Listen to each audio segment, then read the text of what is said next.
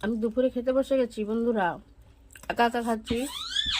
আর বাবা বাড়িতে নেই, মেয়েও স্কুলে চলে গেছে। আমি সংসারে সমস্ত কাজ করে গুছিয়ে টুছিয়ে চান টান করে খেতে বসে গেছি। আজকের আমরা ফেভারিট কি জানো তো? এই দেখো, আজকে চুনা মাছ কিনে এনেছিলাম। সোনাইকে পড়তে গেছিল, আমি ছাড়তে গেছিলাম। ছাড়তে গিয়ে দেখলাম চুনা মাছ উঠেছে। চুনা মাছটা আমার খুব প্রিয়, তাই দেখো ওলকপি দিয়ে আর চুনা মাছের আমি টক করেছি আর মাছের ঝাল করেছি। সোনাই বাবাকে বললে চুনা মাছ আনে না, ওর সোনাই বাবা যখন মাছ আনতে যায় তখন পায় না, আর চুনা মাছ খাওয়াই আমার হয় না। আর আমি দেখতে পেলাম, তাই চুনা মাছ 250 নিয়ে এসেছি, 20 টাকা নিয়েছে। তাই চুনা মাছের ঝাল করেছি আর চুনা মাছের টক করেছি ওলকপি দিয়ে আর কুমড়া দিয়ে।